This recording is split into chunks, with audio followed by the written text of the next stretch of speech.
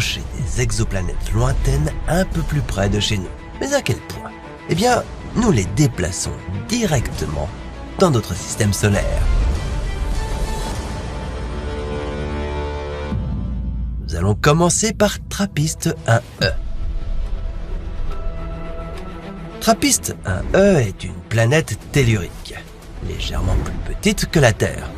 Dans son système stellaire, à 41 années-lumière de nous, ce monde orbite extrêmement près de son étoile. Mais ce n'est pas grave, car elle est minuscule. Oui, TRAPPIST 1, c'est le nom de l'étoile, est plus petite, plus rouge et bien moins chaude que notre Soleil. Elle est classée comme une étoile naine ultra froide. Sympa. La distance entre TRAPPIST 1e et son corps céleste ne représente qu'environ 3% de la distance entre la Terre et le Soleil. Et pourtant, cette exoplanète se situe toujours dans la zone habitable de son petit astre. Alors, quand nous avons décidé à quelle place mettre TRAPPIST 1e dans notre système solaire, nous nous sommes dit que la rapprocher au maximum du Soleil serait une excellente idée. Mais pas à la même distance que celle à laquelle elle orbite actuellement autour de sa propre étoile. Car à 0,03 unités astronomiques, notre Soleil carboniserait ce globe comme une tranche de pain brûlé. Non, à la place, nous allons trouver un endroit confortable pour TRAPPIST 1e dans l'orbite de Mercure.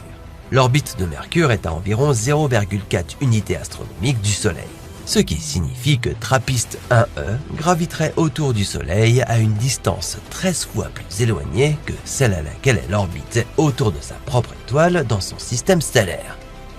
Mais le Soleil est plus grand et bien plus chaud que TRAPPIST 1. Alors même à cette distance, TRAPPIST 1 recevrait beaucoup plus de lumière solaire. La température à sa surface atteindrait des niveaux extrêmes et la chaleur ne tarderait pas à se faire sentir. Cette planète extrasolaire deviendrait brûlante en une poignée de jours. Et après quelques années, toute l'eau s'y trouvant s'évaporerait. Donc en termes d'habitabilité, c'est une très mauvaise nouvelle pour TRAPPIST 1e. Au sujet d'habitabilité justement, dans son système stellaire d'origine, cette exoplanète est la plus prometteuse de toutes ses semblables qui l'entourent. Oui, elle a 6 voisines rocheuses. Certaines de ces planètes sont brûlantes, bien trop chaudes pour y abriter la vie. Et d'autres sont gelées. Mais TRAPPIST 1e, elle, est plutôt géniale. Elle se trouve pile dans la zone habitable, elle a une atmosphère, des reliefs, des lacs et des océans. Elle a même une gravité similaire à celle de notre monde. Elle est donc sans aucun doute notre meilleure candidate pour devenir la Terre 2.0. Ou plutôt, elle l'était, avant que nous la déplacions dans l'orbite de Mercure. Maintenant, tout espoir d'en faire notre refuge loin de notre globe s'est envolé. Ce qui est cool, c'est que là où elle se situe désormais, on pourrait la voir depuis chez nous. Bon, ce serait un point dans le ciel, mais un point plus grand et plus brillant que Mercure. Même sans télescope, elle apparaîtrait comme une étoile brillante. L'autre bonne chose est que le fait de placer une exoplanète 2,4 fois plus grande que Mercure sur cette orbite n'entraînerait pas de dommages gravitationnels importants pour notre système solaire. Elle pourrait légèrement pousser Vénus, mais cela prendrait des milliers d'années.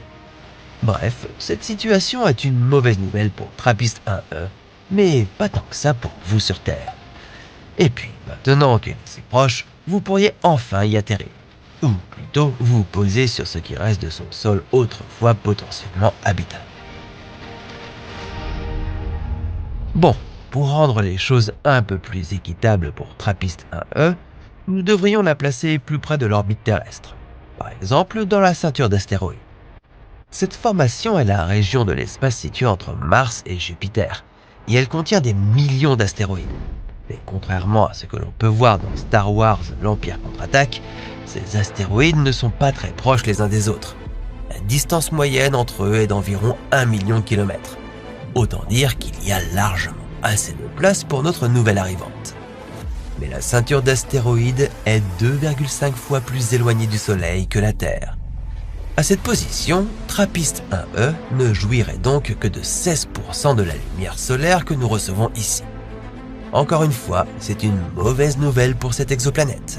Elle perdrait rapidement toute sa chaleur et se transformerait en un désert gelé. Toute son eau serait alors transformée en glace. À ce stade, ce ne serait plus une Terre 2.0, mais une nouvelle Mars.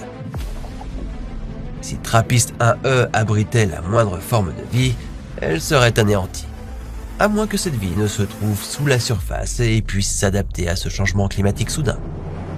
Mais c'est là que les choses deviennent intéressantes pour notre système solaire.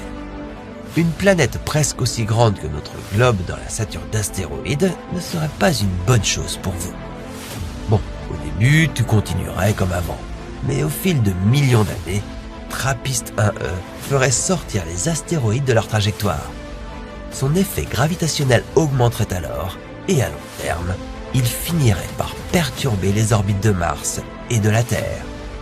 Pire encore, il pourrait commencer à affecter l'orbite de Jupiter. Et quand cette géante gazeuse change de trajectoire, eh bien, c'est tout le système solaire qui est en danger. Oui, même un léger déplacement de Jupiter aurait des répercussions sur toutes les planètes intérieures. Ce changement pourrait même envoyer Mercure s'écraser sur le Soleil. Mais ce phénomène prendrait des milliards d'années, donc rien à craindre pour l'instant. D'accord, il est clair que TRAPPIST-1e n'aurait aucune chance dans l'une ou l'autre de ses orbites. Et la placer trop près de la Terre serait dangereux pour nous. Alors, essayons de déplacer une autre exoplanète, Kepler 442b, dans l'un de nos espaces inoccupés. Kepler 442b est un poids lourd parmi les planètes rocheuses. Elle fait 1,3 fois la taille de notre monde et affiche 2,3 fois sa masse.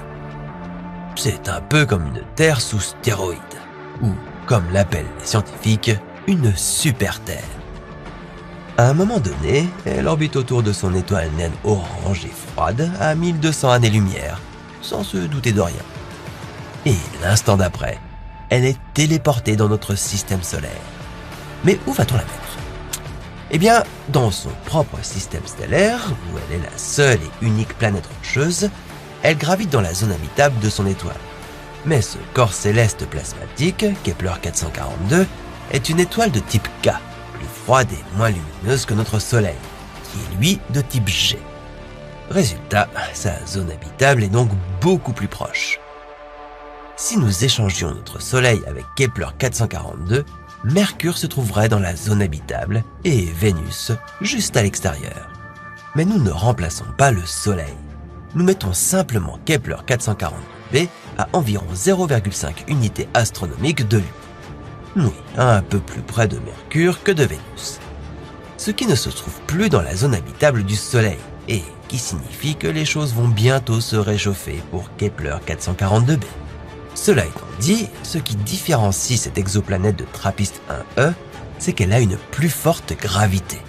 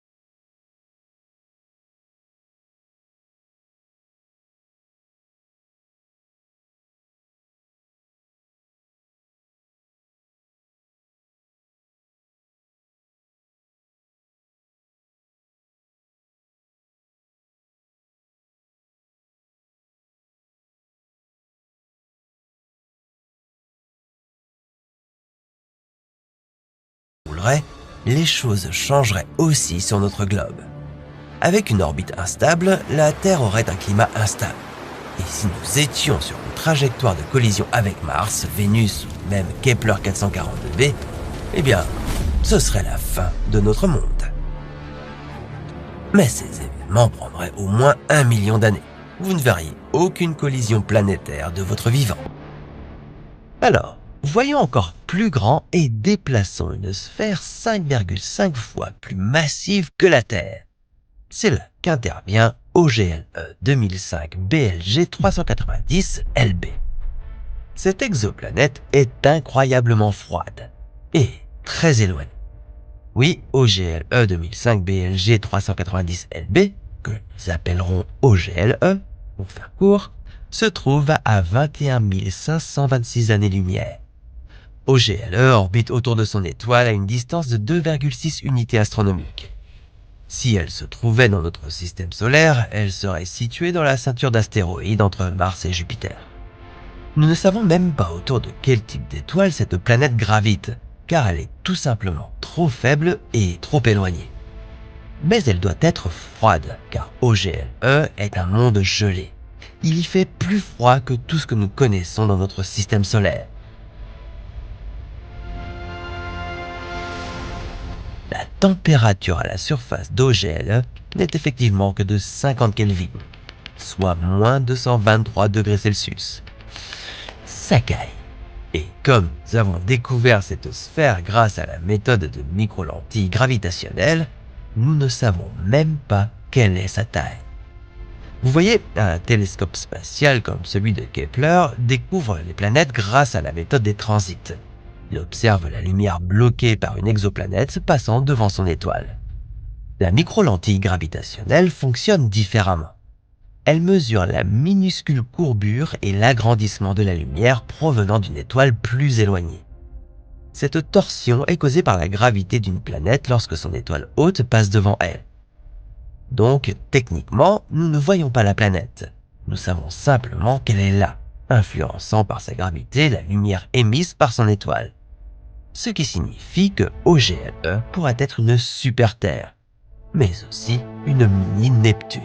Pour les besoins de cette expérience, imaginons OGLE comme une grande rocheuse glaciale.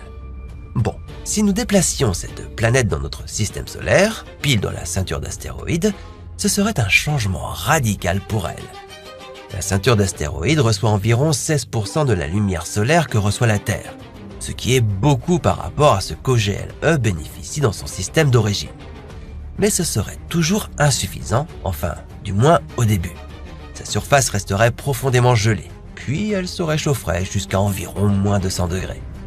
Et plus cette exoplanète resterait longtemps dans notre système solaire et recevrait la chaleur du Soleil, plus elle se réchaufferait lentement.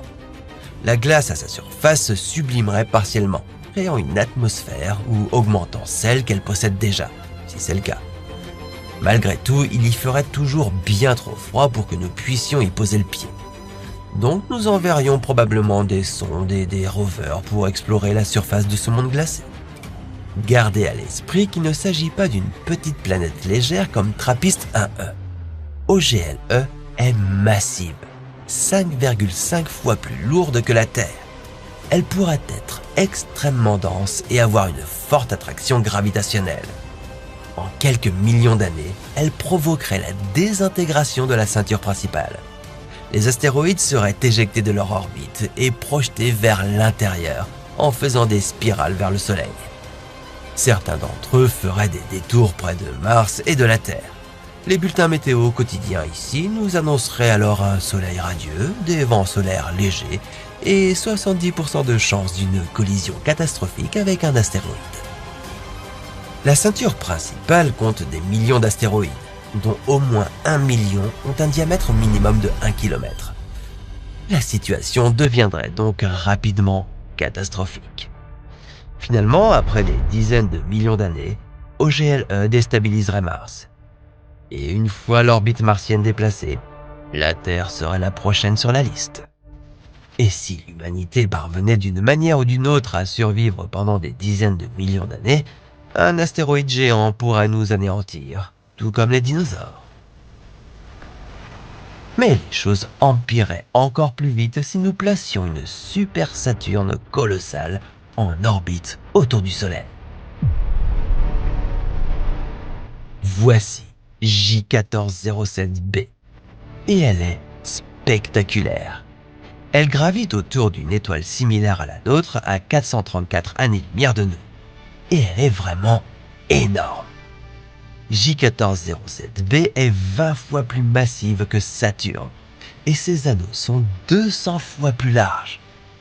Oui, si nous installions cette géante gazeuse extraordinaire sur la même orbite que la Terre, ses anneaux atteindraient Mercure. Dans son système d'origine, cette super Saturne gravite autour de son étoile à une distance 10 à 15 fois supérieure à celle qui sépare la Terre du Soleil.